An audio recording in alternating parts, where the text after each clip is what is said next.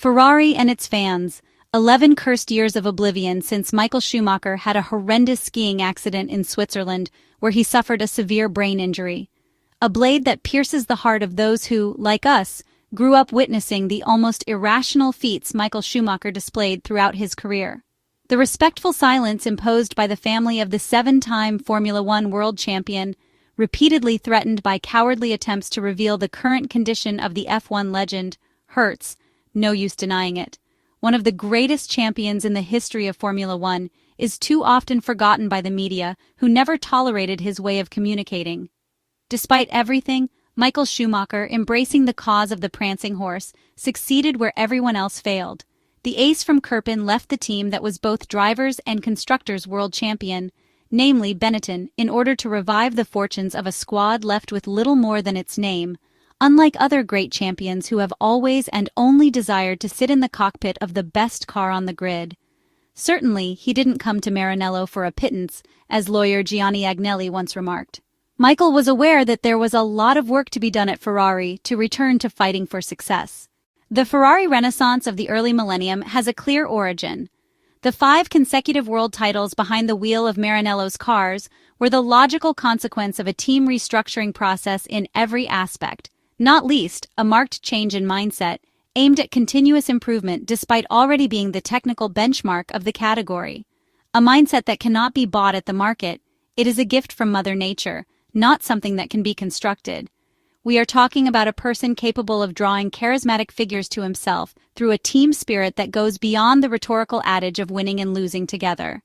30 years ago, on November 16, 1995, Michael immediately took to the track at Fiorano, defying poor visibility on that gloomy day with overcast skies, where the glowing brake discs of the 412 T2 could be clearly seen.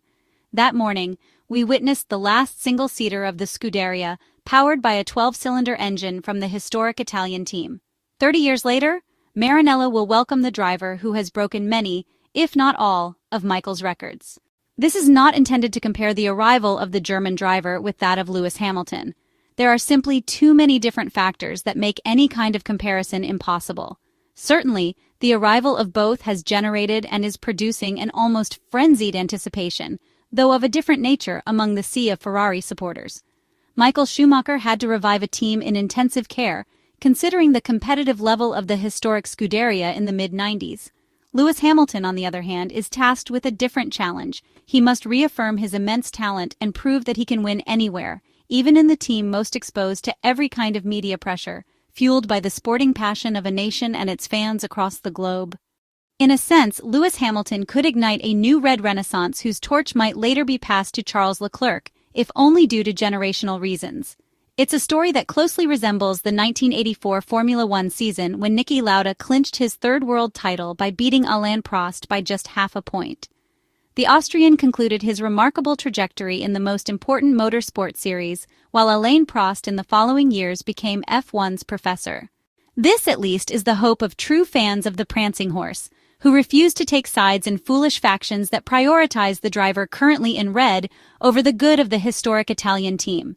Yes, because, as a quick glance at social media reveals, in recent weeks there are those wishing for Lewis Hamilton's failure for one clear reason: to safeguard Michael Schumacher's record of world titles, ensuring it remains unbeaten for a few more years. We say this as Schumi devotees. Lewis Hamilton's 8th Formula One crown would primarily be a great victory for Scuderia Ferrari, and that alone would be more than enough to bring joy. We like to imagine that one day the German might see the Maranello team he restored to glory and pride return to the top of the world. As he himself stated in one of his final interviews in Formula One, records are made to be broken. In a few years, in fact, it might be Max Verstappen or other extraordinary talents rewriting the same statistics. Within this reasoning, it must be remembered that Ferrari comes before any partisan loyalty, recognizing that Schumi's contributions in red represent a formidable legacy to be embraced as soon as possible.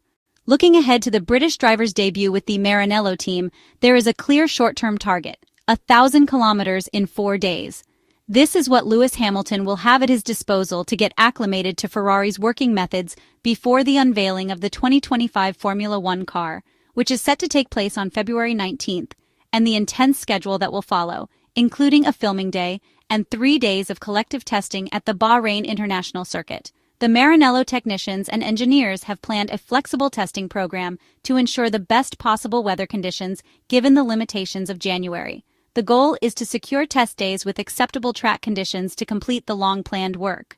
The highly anticipated debut of the 7-time Formula One world champion behind the wheel of a Ferrari, which will be either the 2022 or 2023 car, is scheduled at the Fiorano circuit, with the date potentially shifting, depending on weather conditions, between January 20th and 21st. According to information recently reported by the Italian media, the testing program will continue in the final days of January at the Circuit de Catalunya in Barcelona, with the hope of finding milder temperatures. Here, too, Ferrari has secured a multi-day window, at least 4 days, to reschedule the test in case of bad weather. This measure was deemed necessary due to new regulations concerning testing of previous cars, referring to tests with cars used at least 2 seasons prior to the current one. On December 11th, the FIA published a new version of the sporting regulations with several updates, including a paragraph regulating TPC tests. Clause G of Article 10.2 introduces new limits. If a TPC test is conducted by a driver participating in the F1 World Championship, they are subject to restrictions on distance and duration.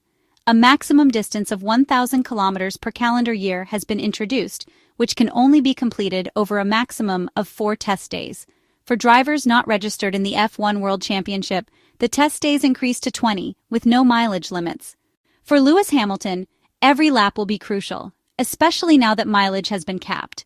The restriction introduced by the FIA followed complaints raised last year by some teams after tests conducted within the rules but outside the spirit of the regulations.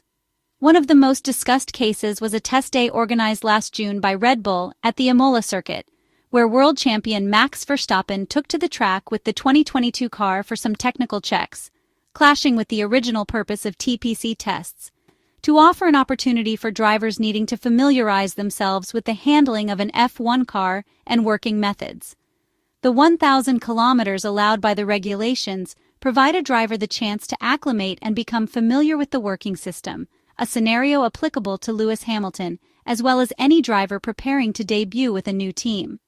Lewis Hamilton will therefore have 4 days in which the Maranello team will do its utmost to facilitate his integration, after which, starting from the first test day of pre-season testing at the Bahrain International Circuit with the 2025 Formula One car, the focus will shift most importantly to performance and evaluating the potential of the Italian side's new single-seater for the upcoming Formula One championship.